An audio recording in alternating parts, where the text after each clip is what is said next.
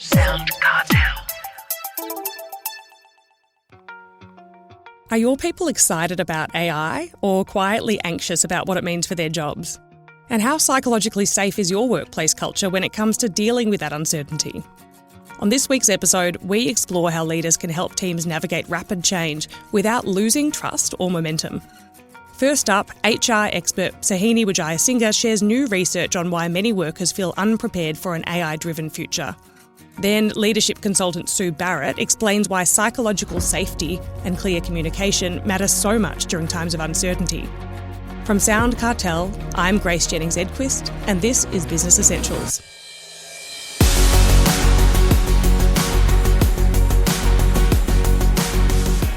Our first guest is Suhini Wijayasinghe, Head of HR Solutions at People to People Recruitment. With AI's rapid-fire adoption within the workplace, many employees still feel their organisations aren't keeping pace. New research shows uncertainty and fear are widespread, often driven by confusion about what AI actually means for people's jobs. In this conversation, Suhini joins me to unpack what's going on and how employers can respond. She begins by talking me through People to People's recent polls about AI in the workplace. I asked her, what did these polls find and why do they matter? We had lots of interesting feedback from all of the generations that are present in the workforce at the moment. Some of it was around, their fear of being replaced by AI in the workforce. And we found that, 3 in 10 Australian workers believe that AI will eventually replace their role entirely. And a further 30% think parts of their role will be replaced to a certain degree, if not all. And I think there was also, a sense of not understanding and a lack of support of how to use AI and what is AI. So baby boomers feel the least supported, with 76% of them saying that they don't understand, what this tool is and how it's going to impact the workplace. And that was closely followed by 71% for millennials and Gen Z and 58% for Gen X.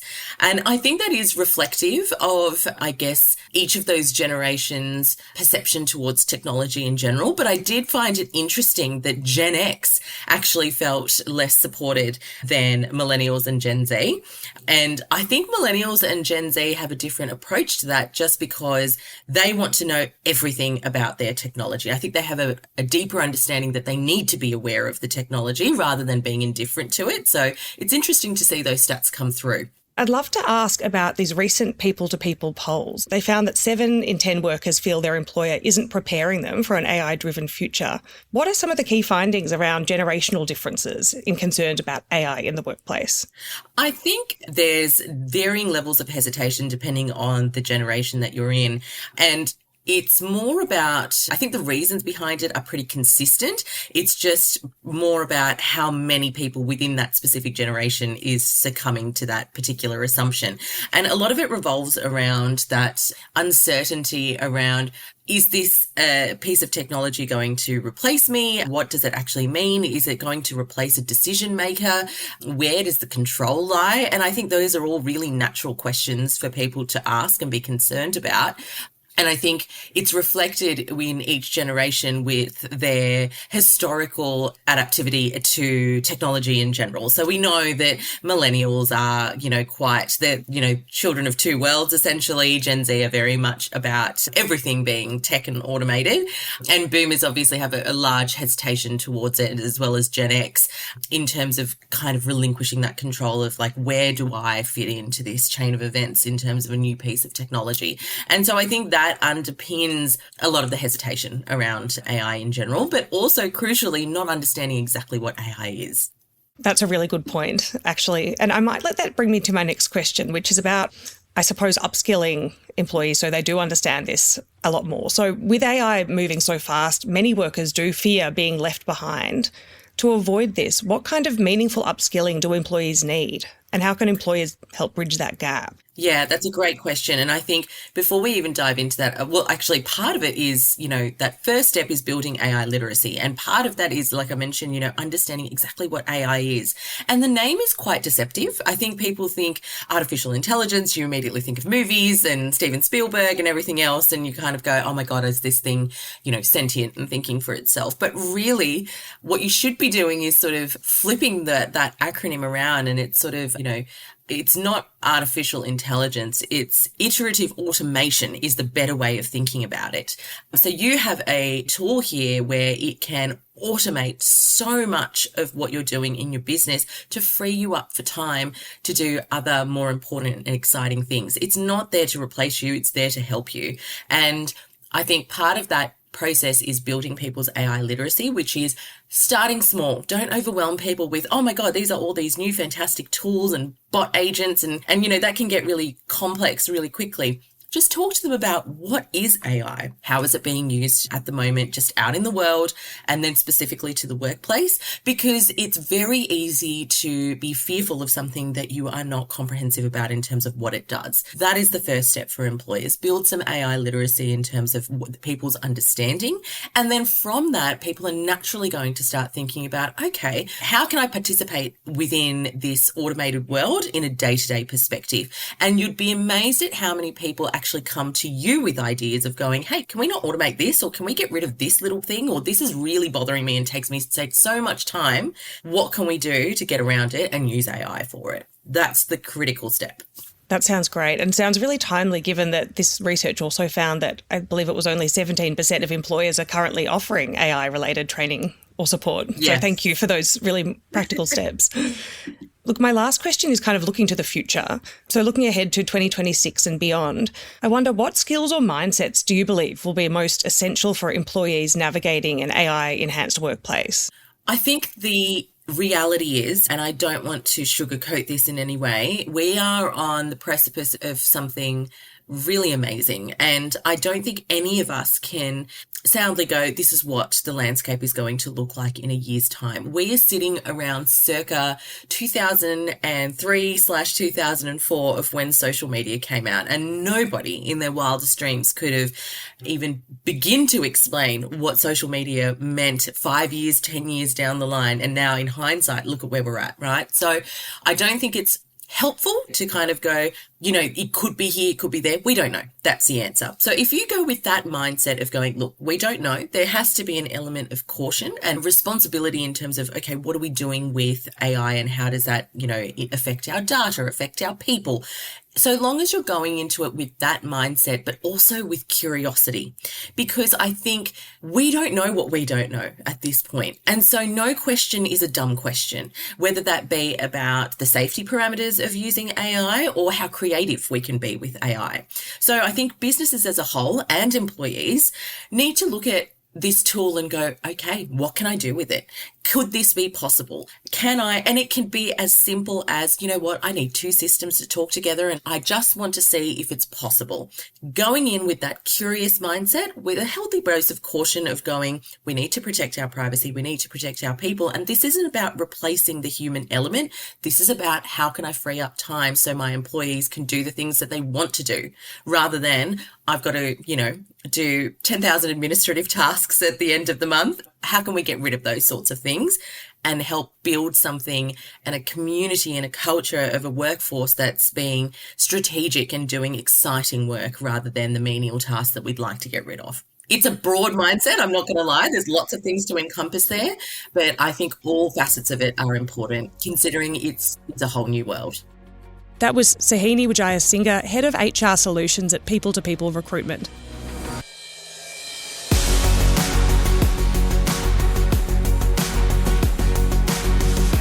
Now to leading teams through uncertainty while safeguarding their psychological well-being. Sue Barrett, founder and CEO of Barrett Consulting Group and the Selling Better movement, joins us to outline this essential concept. She explains how trust and clear communication can help teams stay collaborative rather than fearful. She also shares the most common mistakes leaders must avoid during change. Sue starts by telling me what psychological safety actually looks like in small to medium businesses. In SMEs, psychological safety isn't some fancy Google HR program with beanbags and meditation rooms, just so you know. It's much more tangible and immediate. So what psychological safety looks like, this is what we want to do. It looks like a junior admin person feeling comfortable correcting the founder on a fact in a meeting without repercussions. All right, they're able to speak up. It's a salesperson admitting that they lost a big deal without fear of being shamed or sidelined, so that people are there to work out what happened and help them move forward. And, from my working with, my little small but mighty team at Barrett, but also then working across SMEs and larger corporations, you can see psychological safety in what I would call tight-knit teams. So there's this palpable feeling in the room. You can sense it when you walk in that it's something that people feel safe to speak up. It shows in casual moments, post-meeting debrief, someone saying, I don't know, is actually celebrated and it's actually looked at. The thing about psychological safety is no one, and I mean no one, wants to feel humiliated, degraded, belittled. No one. It's part of human conditioning. If we feel shamed or treated badly, we retreat. Now, some might fight it, but most people will retreat, and then trust is broken. So the world is messy. Business can be messy. Humans are definitely messy. So when we create safe space for people to be able to speak up and share things with clear intent and help, then everyone feels safe to contribute. And I think that's what's really important. So, for example, practically, when we actually open any workshop with new participants in any program, we always create a safe space for people to work with us. So we position ourselves not as experts, but as tour guides. We're not going to tell them how to live their lives and manage their careers or run the business. That's for them to decide. Instead, what we do is we invite them to be a bit adventurous. We always lead with curiosity, helpfulness and fairness, which is actually core to being human beings. And then we have fun and we make it safe to ask silly questions and share stories and we laugh. I laugh at myself, that kind of stuff. So I invite people to become pioneers on an adventure where everyone can have a say about how we're going. And then that's where you actually unlock beautiful ideas and information and stuff like that. And not that, business is serious. We've still got to produce results and things like that. But if everyone's too scared and they come back, we're nodding heads or whatever, then we definitely don't have psychological safety. So the other thing I think that I've learned over the years, because I'm quite a fast-paced person, and look, I've been told all my life I think too much and all that kind of stuff, so I've probably thought about it 58,000 ways, right? But most people haven't, or, they're not necessarily ready to jump into change. So if we've already thought about this and we're way down the track, and you're with a group of people who haven't been given enough space or time to think about this, you cannot expect them to catch up to you. So you've got to go back, create the conditions that are safe for them to feel adventurous enough to enter on the journey with you. So you've always got to constantly calibrate where people are at, but nonetheless, you come in peace, I come in peace. I'm here to be of support and help, and we're on this little pioneering journey together. Let's see how we go. That's the sort of stuff. If you can create that, then the magic happens. So why is psychological safety important during times of change, of uncertainty? All right, so the brain is wired for risk and we're constantly looking out for danger. And so, of course, uncertainty triggers our primal threat response. So our brains go into survival mode. And when that happens, people become risk averse. Most people, okay, and they'll hoard information. They often retreat into silos. So what we've got to do, as I said, is help them be a bit more adventurous, and psychological safety can actually help keep people open. So at the front of your brain, the big prefrontal cortex, that's where your executive function is. It's where your problem solving is, your empathy. It's the executive part of the brain, and it's really good at solving problems and building empathy and things like that. But when you're frightened, you lose access to that and you retreat to a more primitive part of your brain where you're reacting to the world. So by creating psychological safety, and actually even in times of challenge, we can actually help people stay in this prefrontal cortex part of their brain to help them actually think of and work with better solutions. So, for example, and I'm sort of thinking about when COVID hit and everyone went into lockdown. And what happened was that a lot of people went, eek, like, what are we going to do now? I mean, I went eek. We all should go eek. It was quite dramatic. However, as a team, what we did is we reassured each other that we're going to have each other's back and we're going to get our way through this. And then we build a communications plan back out to our client base and to our broader community to help them navigate their way forward in terms of good strategy and sales opportunities and client engagement and things like that. And we use the metaphor of flying a plane, and particularly that story about the plane that landed on the Hudson River and the drama that that created. So what we did is we helped people shift away from just going into reacting, sort of freaking out mode, and actually helping people find courage and confidence to be able to know what to do to move forward. And I think that's incredibly important. When we go through economic downturns or crises like COVID, we have to help people find solid ground that they can work on, that they can perform to, and keep reminding them that we've got each other's back and we're going to navigate our way through this. And that will help people feel less stressed. They know it's serious, but they also know we're not just all flailing about and, going, oh my God, what are we going to do? That kind of stuff.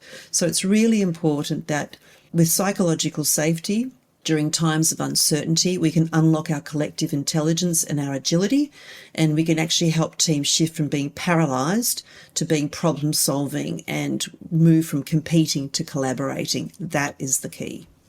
So we were talking about times of uncertainty and maintaining communication during these times.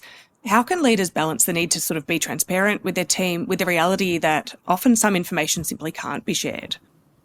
Well, I mean, the thing is that you have to keep people informed about the process of what's happening. You may not be able to give them the content specifically, but you do need to reassure them that you're working on this and you keep them up to date with where it's heading. And then you reassure them that when you can share specific information, that you will. I mean, that's basically it. So they need context and purpose and process. So keeping people up to date. The problem is if you create a vacuum, people fill it with stuff. And so you need to be the boss of this communication plan. And if people have issues with it or are concerned, that there's an open door, they can come and speak to you about it. That's what I would say. So during times of uncertainty, what are some of the most common communication mistakes leaders make during these times of uncertainty, and how can they avoid them? All right. 3 big mistakes come up time and time again. The first one is, as I just mentioned before, radio silence. So leaders retreating and sort of going dark. That is terrible because the vacuum that this creates will be filled with rumours and worst case scenarios, and people will get conspiratorial about it. So what we need to be able to do is have a communication rhythm that is regularly connecting with people. The second problem is over-promising certainty. So you do not want to say, well, this will be the last round of changes, and then change comes 6 weeks later. So you've got to be really careful about your credibility, and you've got to be able to communicate that you can't promise that this will be the last change, but you can promise you'll be the first to know if more shifts or changes are coming. So again, don't overpromise certainty. And the third thing is focusing on only what and forgetting the who. So if there are changes like the businesses, had to let staff go and things like that, you can get very perfunctory about it and sort of be more numbers oriented. But don't forget that these relationships that people have had have now ended or have been changed fundamentally. So we do need to acknowledge that people's emotions and feelings are real. And that if my friend, who's become one of my dear friends as my work colleague is leaving, there's grieving going to happen. That person's leaving. It's going to be distressing. It's not just a numbers game. It's a human business. We are there in relationships. So I think that's really important to be aware of that and how you actually manage that. Well, as a leader, how do you build trust through communication when you don't have all the answers yet? So you need to shift from being an answer giver to being a leader who has got certainty of process. So instead of pretending to know everything, you can say, look, I don't have all the answers right now, but here's what I can promise you, okay? I will be back to you on Thursday with what we know or, what we don't know, etc. So you don't want to leave people guessing. So I think what's really important is for people not to try to be perfect. There's no such thing as perfection anyway. It's the enemy of progress.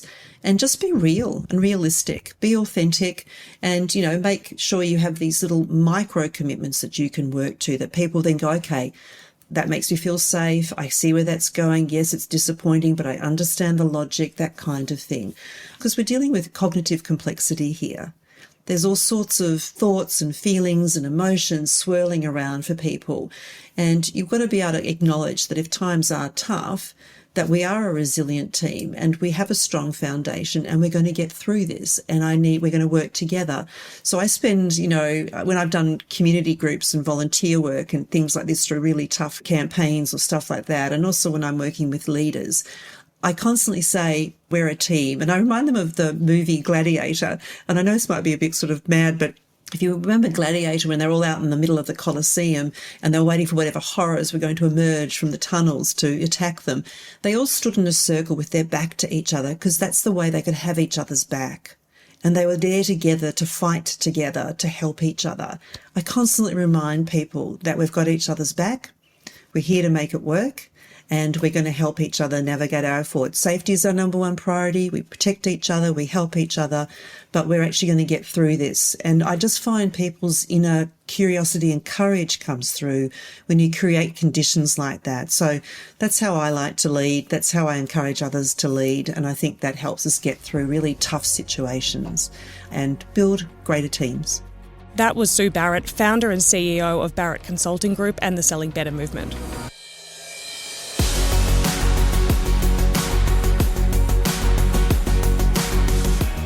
Thanks for joining us for this week's episode. Follow Business Essentials podcast across social media and head to businessessentialspodcast.au for more. Business Essentials is a Sound Cartel podcast. Producers are Nick Schillberger, Nicole Goodman and myself. Technical production is by Pete Letts. I'm Grace Jennings-Edquist. Thanks for listening.